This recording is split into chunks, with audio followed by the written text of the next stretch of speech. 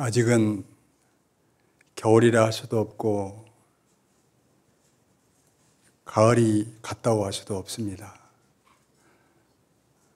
우리 삶이 그렇죠. 어떤 문제가 다 해결이 됐다가 다 되었다고 할 수도 없지만 또 어떤 문제가 안 온다고 할 수가 없어요. 저는 산에 사는 사람이 도시에 와서 어떤 말을 여러분들에게 전해야 될까 생각해 보다가 산에 사는 사람은 그냥 산에 사는 풍경을 전해드리는 게 좋지 않을까. 제가 여러분들에게는 나그네인데 나그네가 와서 주인의 살림살이를 어떻게 할 것인가.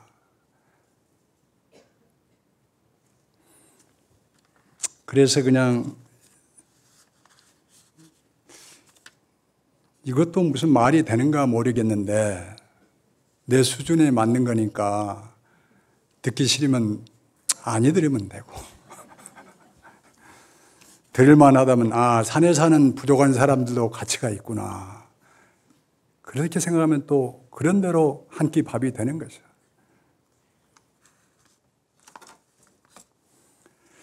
산에 사노라면 사람 먼저 만나는 날보다 갈대 잎 좁은 길에 노루 먼저 만나고 상감 나무 끝에 쪽감 찍어 먹는 작은 새 만나고 차가운 새벽 하늘에 빛나는 별들을 만난다.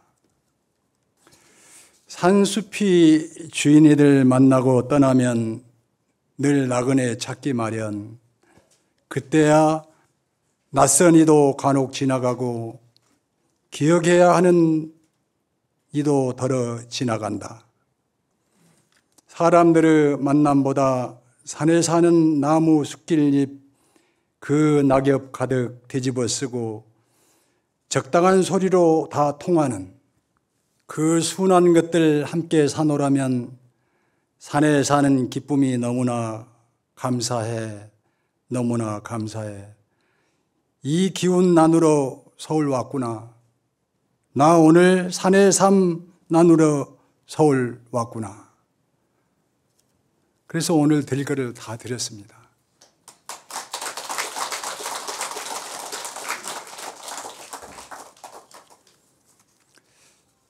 제가 철 모를 때 출가해서 철 들고 늙어가니까 여러분들 여기 계시는 분들이 80 넘은 분들 계시면 손을 한번 들어보세요. 80 넘은 분들, 70 넘은 분들. 이 돋보기가 그런 보이는데 또 사람을 보면 안 보여. 70 넘은 분들. 70 넘은 분들만 나와봅시다. 65 넘은 분들. 그러면 다 나보다 거의 아래고 선배는 몇 분 안 계시는 것 같은데.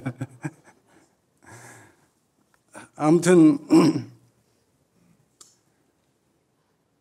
여러 가지 이야기가 경험에 의해서 전해지는 것은 기억하면서 전해드려야 되는데 제가 꽤 많은 시간을 중앙아시아 키르기스탄 공화국에 가서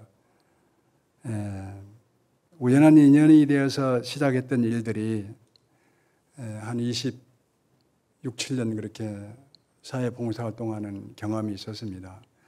물론 안건은 철저히 선언해서 하고 해제 때 가서 행사하는 그런 일이었는데 물론 언어도 다르고 먹는 음식도 다르고 전부 장례식이나 이런 것들도 크게는 다 똑같아. 비록 기독교를 믿나 유대교를 믿나 무슬림이나 무종교나 나는 지구상에 예수교를 믿는 사람이 천당을 짓는 땅을 따로 보지 못했습니다. 불교를 믿는 사람이 불토 땅에서 따로 물을 길러오는 것을 보지 못했어.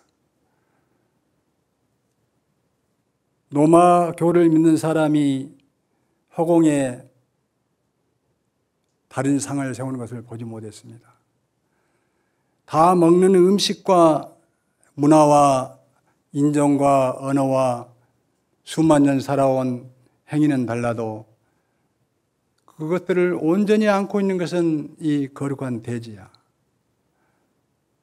땅은 인간이 나누는 게 아니고 인간은 업이 나눈 것이고, 철학과 종교가 땅을 나누는 게 아니고 인간은 아집과 편견이 나라를 나누고 땅을 나누고 분쟁을 나누고, 그러니까 아무리 좋은 국력과 아무리 위대한 종교와 정치가 있어도 그것이 총과 칼로 대립하고 가변성을 넘어 정당성을 넘어 폭력과 살육과 전쟁으로 이루어진다면, 도대체가 이렇게 모든 것을 통용하고 융통하고 사는 우리 시대에도 우리가 어떻게 함께 사는 이 시대에 가장 인류 역사상 가장 아름다운 정신문화와 과학 문명을 함께 소유하고 있는 이 시대에 어떻게 우리가 인간의 운명을 온전히 이해를 해야 되는지 깊이 고민하지 않을 수가 없습니다. 우리 이 땅에 어떻게 사람의 손으로 해서 배추를 심으면 배추가 자라는 것이지 그 땅에서만 배추가 자라는 땅이 있습니까? 이 땅에 어떻게 교회를 세워서 교회 사람만 들어가라는 땅이 따로 있습니까? 우리는 건전한 사고와 의식으로서 우리 인생을 바라보고자 하는 것을 자기 내면에 대한 깨우침, 깨어있음이라고 정의한다면 그게 현대사회가 지시하는 화두입니다. 화두란 무엇이냐? 옳지 못한 것에 대한 이해와 손해와 감정을 가지고 판단하는 것이 아니라 다 함께 있었던 자리에 대한 통렬한 비판과 나의 의식이 그것을 바라보지 못하는 부끄러움과 이러한 것들이 우리를 진정한 나라는 그런 수행자로 만드는 것이죠. 누구나 다 이익을 쫓아갈 수는 있습니다. 누구나 다 안전한 곳으로 피할 수는 있습니다. 누구나 다 편히 살 수 있는 곳으로 가고는 있습니다. 그러나 그 편한 곳이 이기주의와 힘과 모략과 패거리로 되어 있을 때는 그것은 나를 괴멸시키는 곳으로 자리이지 내가 추구하는 편안한 곳은 아닐 것입니다. 그래 제가 그런 우연한 인연에 결전날을 놓치지 않기 위해서 그때는 우리나라 IMF가 아주 심하고 어려울 때라 우리도 혼란한 시기였는데 그 중앙아시아라는 나라가 원래는 소비에트 사이즈 14개 국가로 된 사이즈라는 건 연합체라는 뜻인데 우리는 그걸 예전에는 소련이라고 불렀죠. 소련이란 말은 줄임말이고 소비에트 사이즈란 말이 정식 용어예요. 그런 나라가 붕괴되어 가는 그때 우리나라는 무엇을 겪었냐? IMF를 겪었어요. IMF를 겪어서 비행기가 차특이라고 하죠. 전세기. 그런 전세기를 타고 그때는 인천공항이었고 김포공항만 있을 때입니다. 그 비행기 여객기를 한 250개, 300명이 탈 수 있는 여객기를 의자를 한 15개나 20개 놓고 다 뜯어내고 김포공항에 그 파킹을 해놓고 동대문, 남대문, 평화시장 이런 데서 온갖 그 의류 제품, 섬유 제품들을 싣고 고려인뿐이 아니고 뭐 그 상업하는 사람들이 모아서 장사를 해나가는 그런 비행기를 타고 다닐 때야. 그러니까 이 비행기가 서울에서 갈 때는 맞는데 거기에서 서울로 올 때는 대책이 안 된단 말이죠. 분명히 3일 후에 간다고 했는데 사람이 안 모였다고 일주일 후에 가버리는 일이 하다 하니까. 그래도 그 비행기를 놓치고 싶지 않아서 왜 나는 하한가 들어가고 동한가 들어가야 되니까. 그리 오다가 2번을 연착을 하는 바람에 선원을 못 들어간 기간이 있었어요. 그 기간에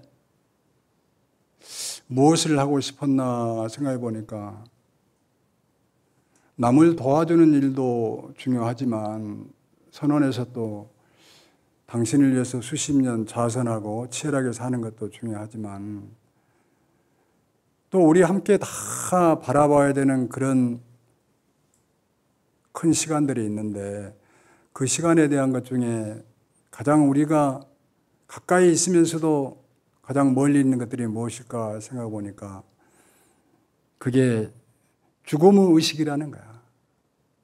죽음의 의식. 아무리 어머니 아버지가 사랑스럽고 존경스러워도 죽음의 의식 과정을 통해서 삶을 이별해야 되는 그 과정에 꼭 장례식이라는 게 있잖아요. 요즘은 뭐 집에서 안 모시고 장례 예식장에서 많이 하지만 그래서 안거를 놓친 그 해에 전라도 여수에 있는 전남병원 장례식장에 안거를 놓치고 전라남도 여수에 있는 사제절에 있다 보니까 그 장례식장 사장님이 그 절에 나오는 신도에서 무엇을 하십니까? 하니까 장례식장을 한다. 장례식장을 하면은 그럼 시신을 늘 만지고 준비하시겠네요. 예, 늘 그것이 장례식장에 하는 일입니다. 나는 경전을 통해서나 또는 주변에 가까운 인연을 통해서나 죽음을 많이 보고 느꼈지만 동참하고 또 수없이 느낄 일이지만 죽음 일생을 갈고 있었던 그 식은 그 시신을 단정하게 씻어서 기도해주고 염하는 이 수행을 언젠가는 한번 가까이 해보고 싶었다 했는데 못했습니다. 제가 그 분야에 피해를 끼치지 않는다면 저를 한번 수행해서 이번처럼 그 장례식장에서 수행을 하고 싶습니다. 근데 흔쾌히 허락을 하시더라고요. 그래서 하한가를 그 장례식장에서 보낸 기억에 대한 몇 가지 생활의 이야기입니다. 가보니까 그 해에 그렇게 그 어선을 타고 이렇게 밀입국을 하는 노동자들이 많았나 봐요. 일주일이면은 그 바다에 그렇게 시신이 떠. 고기가 다 의복으로 가려지지 않은 모든 부분은 뜯어 먹더구만, 이게. 몰라, 이게. 뭐 양말이라도 있으면 거기는 남는데 나머지는 다 고기도 그렇게 아무거나 먹는 그런 건가 봐요.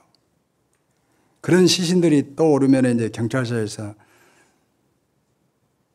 건져놓고 이게 부모도 없고 아무것도 없는 그런 시신이니까 그 지정되는 장례식장 병원이 있어요. 국가 예산 한 30만 원 가지고 이렇게 해서. 그래, 그런 시신을 내가 해주겠다. 부모가 있고 뭐 아주 그런 시신이야 수행자가 굳이 안 해도 되지 않느냐 해서. 그 간단한 일이 아니더구만. 이게 남자인지 여자인지도 몰라. 다 뜯어먹어서. 그런 시신들을 이제 모시고 염하는 법을 배우고 처음에는 좀 원력보다는 좀 거부감도 있는 시신도 있고 한데 이것이 곧 나의 다른 모습이리라 생각하면서 부처님 전에 온 것처럼 편하게 자꾸만 향을 피우고 더 발언을 하면서 그런 수행을 했었습니다. 근데 그런 수행은 여러분들도 한번 해보면 좋지 않겠나 그런 생각이 들더라고요. 다 할 수 있는 일은 아니겠지만 경우가 되면은 나하고 전혀 없는 그런 죽음을 놓은 그 시신을 정성스럽게 닦아주고 좋은 곳에 도달한다면 더 바랄 것이 없겠지만 가는 길이 거칠더라도 정말로 이 내가 염해주는 이 정성과 마음이 도움이 된다면 이 정성을 불빛 삼아서 고통이 없는 그곳에 꼭 도달하리라 믿습니다 하고. 우리는 사실 살았다고 할 수가 없어요. 왜냐하면 산 것이 어떤 목적으로 이루어졌다 해도 결국은 보이지 않는 그 죽음의 세계로 정리를 해야 되니까.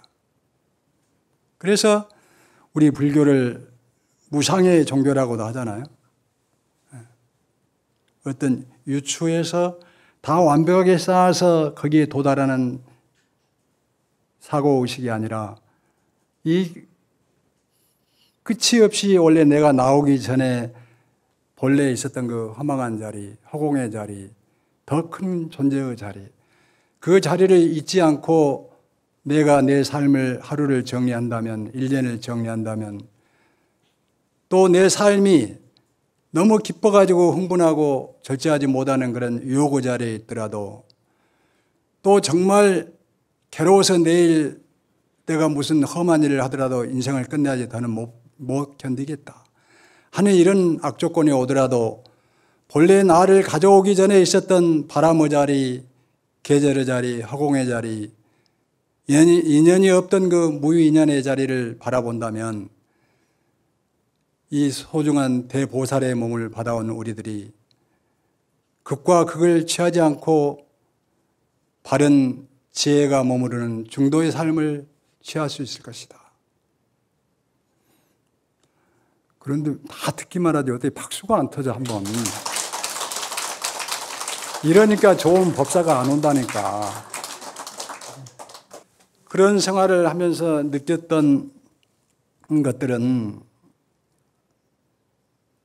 감정을 통해서 전할 수 있는 그거보다는 침묵이 더 소중하다. 그 시신을 놓고 뭐 말하면 뭐 할 거야? 그 빵 한 조각을 얻기 위해서 바다에서 죽은 그 시신, 떠오른 시신에게 무슨 내가 말을 한다고 뭐 답이 있겠어요? 모든 건 끝났는데. 여러분들이 이 성스러운 법당에 다 모여서 뛰어난 법사 스님들과 또 많은 인연들을 만나서 마음 닦는 법, 그리고 가을이 겨울로 넘어가는 그 변화의 시기가 아니라도 내 몸은 항상 변하고 넘어가는 그 허망의 시간을 잊지 않고 정말 젊은 날에야 뜨거운 몸으로 나의 욕망의 세계를 지향해서 걷잡을 수 없이 걸어왔지만 지금은 이 가을날 떨어뜨려야 되는 낙엽을 인 나목처럼 그런 나이들이 됐으니 내 나이에 맞게 말하고 내 나이에 맞게 심성을 쓰고 내 나이에 맞게 내 마음의 철학을 양식을 농사짓고 있는가. 이것 생각해 보면은 여기 왔을 때는 더 잘하시겠지만 여기 떠나서라도 여기에서 얻은 향기, 내 삶에서 겪었던 고통이지만 기쁨이지만 그 마지막 전개된 그 마음의 수행의 덩어리들을 안고 이 혼란한 시기를 살아간다면 아 그래 나를 위한 극락과 천당과 니르바나가 따로 있는 것이 아니라 내 삶에서 전개된 그것이 빛이 되고 열매가 되고 내 삶의 모든 것이 이루어졌구나라는 그 실존의 수행을 실천하기를 기도하고 축원합니다.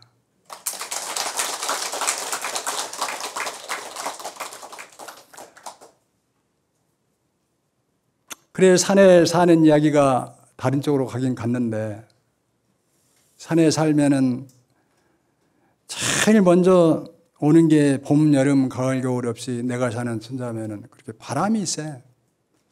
천자함 다녀오신 분 있어요? 그 쌍양에서 보신 분 혹시 있나?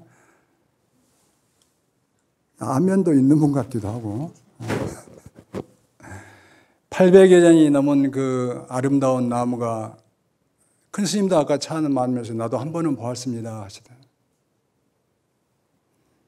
그 나무가 있는 별 터도 없고 아주 객변하는 그곳에서 아침에 일어나면 그렇게 바람이 고요한 날이 잘 없습니다.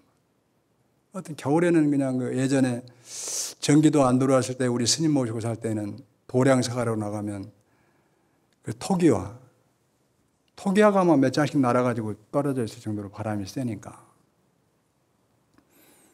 그런 바람이 세는 곳에 나와보면은 사람의 기억은 없지 뭐.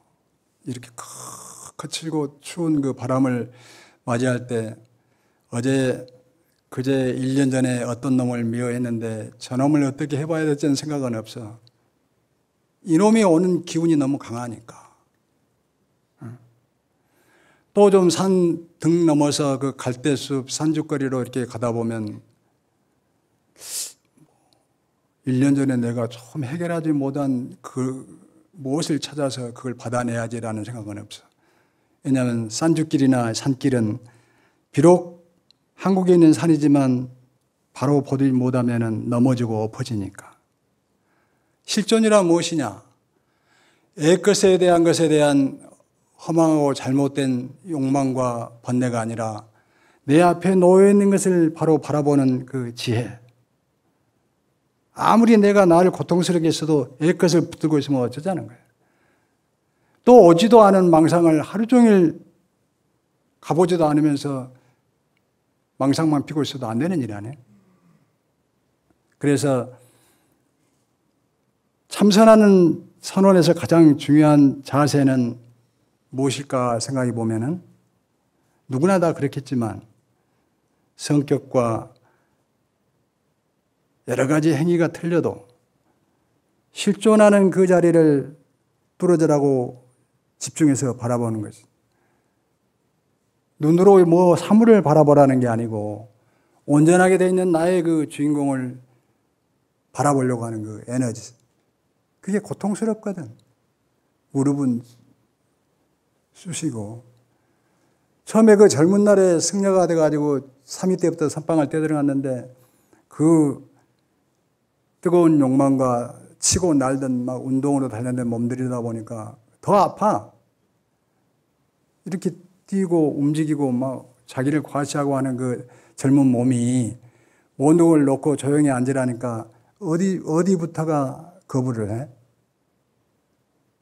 그 탄탄한 무릎과 근육에 놓여있는 그 에너지가 미칠 듯이 막 거부를 하지. 어떻게 거부를 해? 통증으로. 그래서 앉아있으면 무릎이 아픈 거예요. 마음만 쉬어버리면 그게 1년 있어도 아프지도 않아. 그걸 선정이라고도 하지만.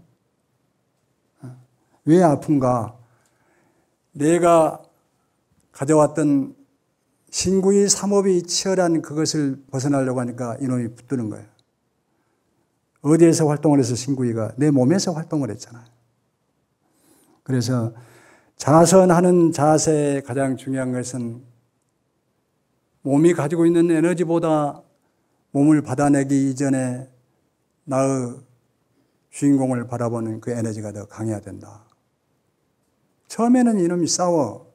왜냐하면 이 몸을 향해서 너무나 많이 쫓아다녔잖아. 아름다운 미모와 빛나는 근육을 위해서. 그런 시절이 다 있었죠. 시절만 다르지. 그거 없이 우리가 늙을 수 없잖아요. 그래서 오늘 15분이나 남았네. 앞으로는 더 준비해서 혹시 부르면은 지루하지 않을 정도만 하겠는데 오늘은 약간 짧게. 얼마 전에 우리 도반이 계획해가지고 그 열심히 수행하고 경전이 있고 조사하러 강의하면서 갖고 있는 프로그램 중에 선종 사찰 순례라는 게 있어요. 그 도반은 여기 와서도 뭐 법문했을 거야. 아주 유명한 분이라. 월자, 암자, 오람이라고. 오람 스님이 주재하는 불의선회라는 그 단체에서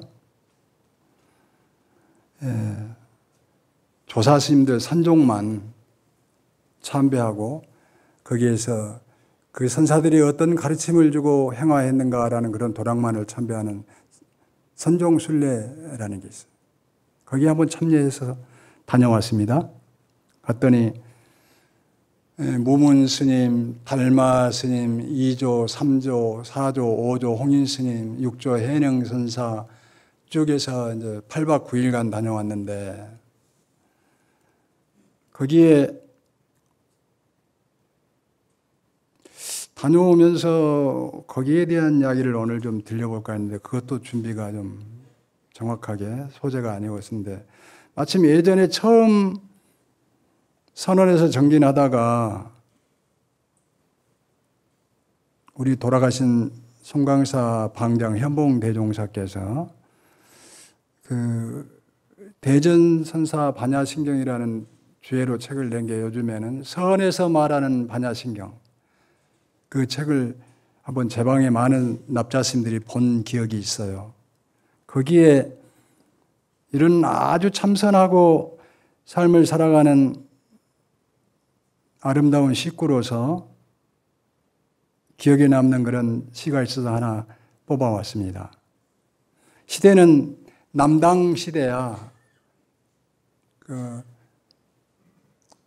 당나라가 망하고 이렇게 아주 오국 막 열강이 난리를 칠 때 남당이란 나라가 있었어요. 남당에 이제 아버지가 죽고 이대인 이경이라는 왕이 그 당시에는 그래도 당 송 때에는 불교가 아주 성했잖아. 싸워도 굉장히 불교 문화가 풍성할 텐데 거기에 이경이라는 왕이 자기 왕궁으로 이런 분을 초청을 했어. 아주 유명한 법안종의 개조이신 법안 문익선사를 초청을 했어요. 초청해서 이런저런 그 법문도 듣고 왕의 그 정원이 얼마나 아름다워. 그때가 봄이었던 모양이죠. 그 봄에 법문을 다 듣고 큰 스님을 이렇게 뵙고 이렇게 정원을 왕과 뜰락을 거닐다가 모란이 그렇게 화려하게 펴 있었던가 봐. 중국 여러 가지 도자기나 이런 데 모란은 많은 부와 힘도 상징하고 길상도 상징하고 꽃이 갖고 있는 의미가 많은데 그래 그 법안선사한테 왕이 이렇게 흡족하니 여쭙던가 봐. 또 국사이니까. 스님 이렇게 모란이 화려하고 너무나 아름답고 이 풍요로운 이런 왕궁을 거닐면서 스님의 어떤 마음 공부 시를 한번 듣고 싶습니다. 이렇게. 뭐라고 했느냐 보니까 옹치대방총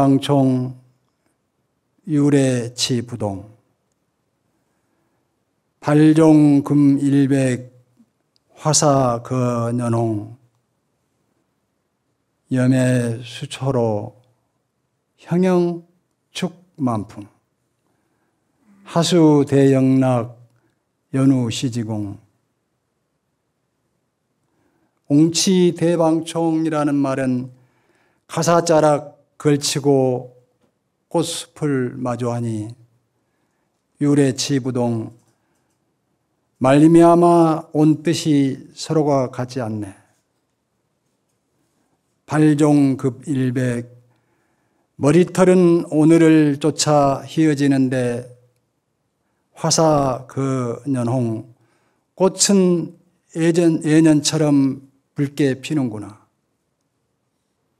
염화 수조로 아리답고 어여쁨도 이슬 따라 사라지고 형양축만풍 저녁바람 불어오면은 고운 향기 흩어질 걸.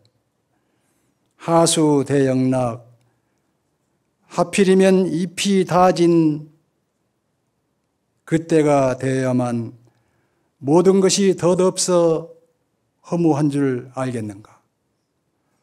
가히 법안 문익다운 통찰이지. 우리가 어디 좋은데 초청받아서 그렇게 대접을 잘 받고 아름다운 것을 보면은 가히 이렇게 갖추지 못했으면 어찌 저런 명품이 나왔겠습니까? 라고 할 수 있는데 이것이 이루어지기 전에 내 꽃의 향기가 닿기 전에 그 꽃이 지고 난 이후에 더 큰 세계, 그 세계를 바라볼 수 있는 그 조사의 삶이라는 것은 너무 먼 데 있는 게 아니고 우리 내관을, 내원을, 내심을 직관했을 때 너무나 느끼는 그 허무와 무상의 끝에 늘 아름답게 펴있는 것들이라 이 말이에요. 오늘 본문은 여기까지입니다.